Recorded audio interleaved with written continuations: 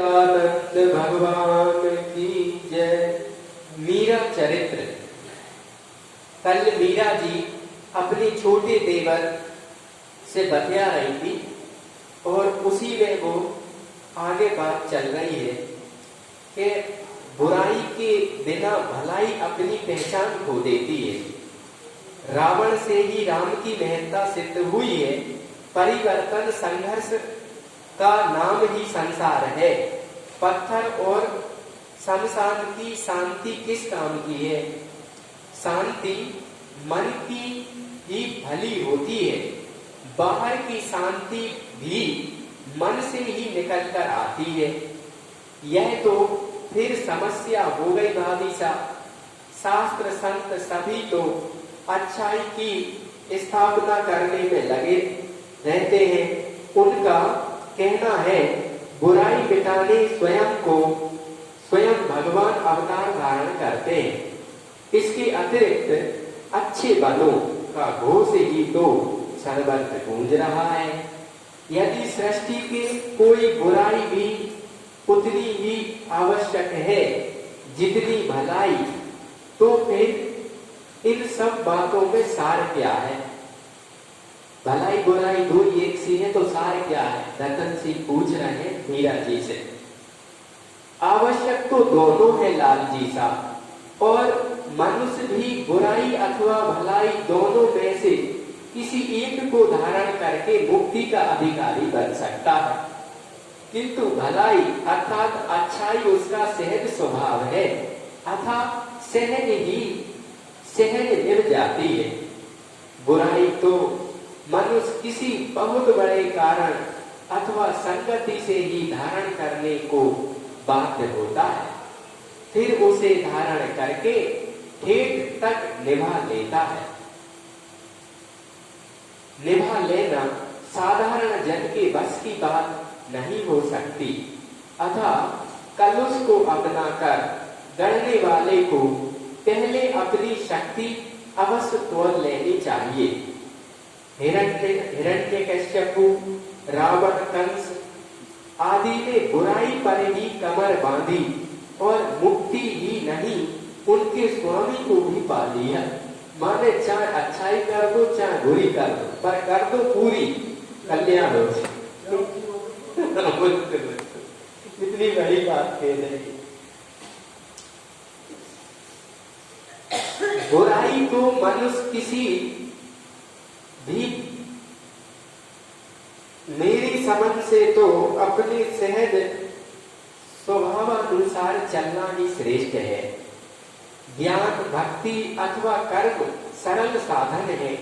इन्हें अपनाने वाला इस जन्म में नहीं तो अन्य किस में अपना लक्ष्य पा ही लेगा। जैसे छोटा बालक उठता, गिरता, पड़ता, अंत में दौड़ना सीख ही जाता है, वैसे ही मनुष्य सत्य के मार्ग पर चलकर प्रभु को पा ही लेता है।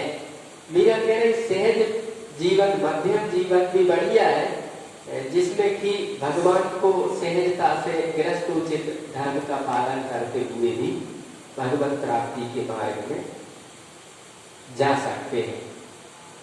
इन दोनों के अतिरिक्त रहे बीच वाले सूबे भगवान पदम संभव के विशेष कृपा पात्र है। उन्हीं से संसार आबाद है। वे सदा बीच में ही रहना पसंद करते हैं। एक बार इधर उधर देखते और दूसरे ही क्षण अपने धंधे में लग जाते हैं। ऐसे लोगों से संसार चल रहा है तो बीच में अति इस ओर उस ओर करने वाले तो पार हो जाते, बीच वाले से संसार आबाद रहता है। अब रही भगवान के अवतार धारण करने की बात, सो उनके अनेक कारण, अनेक बहाने हैं। ना वे पाप या पापियों को मिटाने के लिए पधारते हैं और ना धर्म स्थापना करने के लिए। ये तो उनके आनुषंगिक खेल है। दुष्टों का विनाश करना और साधुओं का परित्राण करना तो उनके अवतरण काल का गौण कार्य होता है। जिसके भ्रू संकेत से सृष्टि और प्रलय उपस्थित होते हैं, उनके लिए यह कौन बड़ा काम है। उनके साधारण सेवक भी इतने शक्ति संपन्न है कि कोई भी काम कर देगा।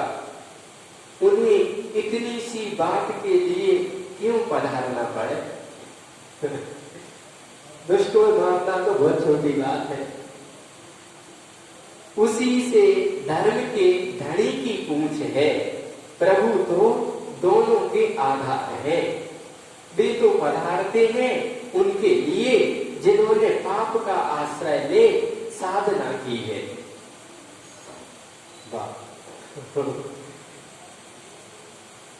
उनका प्रभु के अतिरिक्त कोई ठिकाना नहीं दिखता। दिखता है आपको वैकुंठ ब्रह्मलोक स्वर्ग को छोड़ने कोई उन्हें नरक में भी घुसने देगा।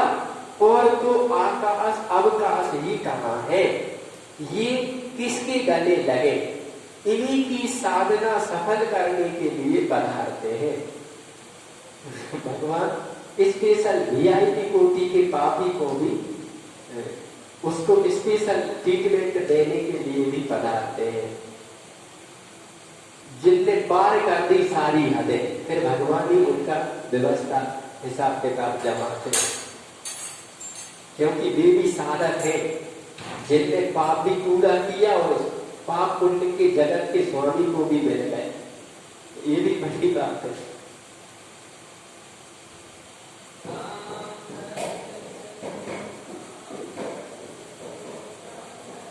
तो जिसे सुनकर जानकर जगत पाप के तपते हुए दुख का हलाहल पान करके तड़पते हुए मानव के प्राण शीतल हो, जिससे भक्तों को आधार मिले और लोगों को भक्ति पथ पर आरूढ़ होने की प्रेरणा और प्रोत्साहन मिले।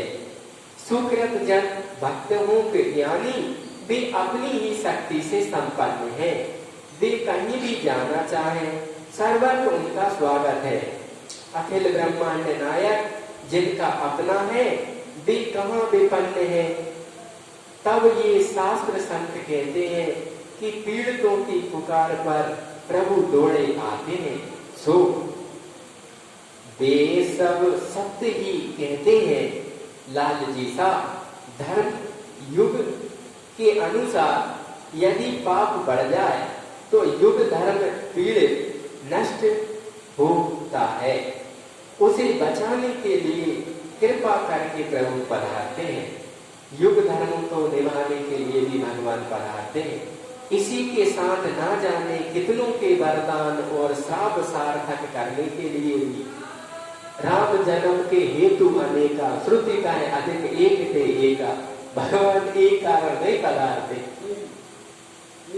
कई कारण होते। नारद जी ने श्राप दाओ, वहां जलंधर की पत्नी गंगा ने श्राप दाओ, वहां और भी सीता जी के कई कारण जुड़े, राम जी के कई कारण जुड़े, रावण के कई कारण जुड़े, संतों के कई कारण जुड़े। तो कई कारणों के कारण भगवान को पधारना पड़ता है। अब तो मैंने अपनी समझ की बात कही थी, वैसे भी देखिए ना कलयुग में कितने रावण कंस हिरण्यकश्यप रहते हैं। कोई सीमा है, पर कहाँ पधारते हैं प्रभु। क्योंकि अभी युग धर्म आक्रांत नहीं हुआ। कली स्वयं ही पाप का अवतार है। अब अति होगी तभी आविष्कार होता है। अति में आविष्कार होता है। अरे देखिए ना, हम तो बातों में लगे रहे और छोटे लाल जी सा को ऊंघ आने लगी। मीरा ने हंसकर विक्रमादित्य से कहा, आप तो कुछ आरोगे ही नहीं, अभी भूख नहीं है। विक्रम ने कहा, विक्रम जो रतन सिंह से छोटे हैं, सबसे छोटे हैं, उन्हें नींद आने लगी मीरा और रतन सिंह की चर्चा में। उन्होंने रतन सिंह की ओर देखा। बड़े कुंवर सा वीरम तेग जी ने भी यहाँ लाज की थी। तब भूख के मारे घोड़ों की रावत खानी पड़ी। वहां पधार कर सबको खूब हंसाया। सीमा से अधिक लाज तो ससुराल में भी दुखदायी होती है।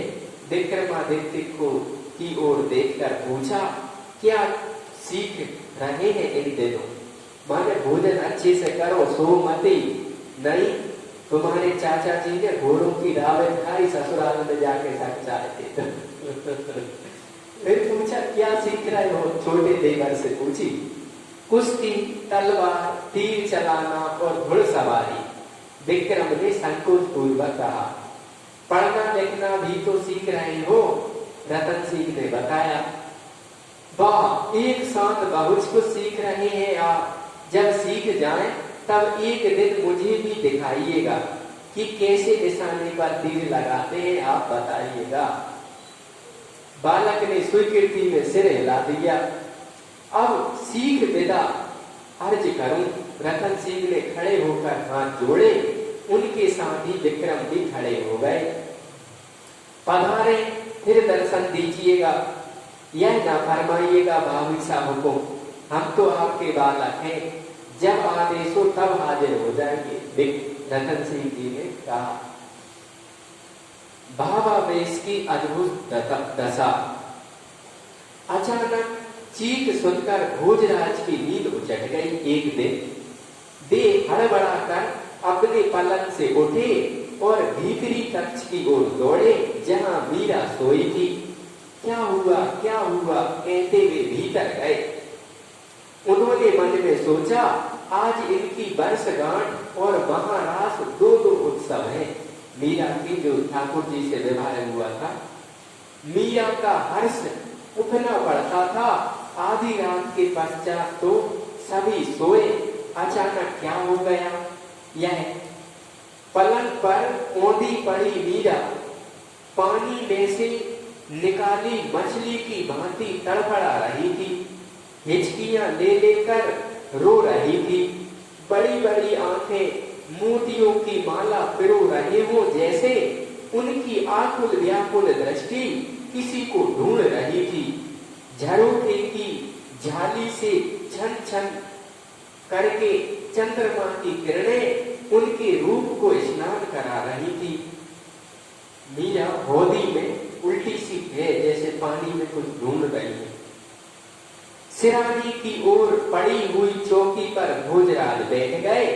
कक्ष में घूमती हुई उनकी दृष्टि अपने सामने भीत में लगी बड़ी आरसी पर पड़ी।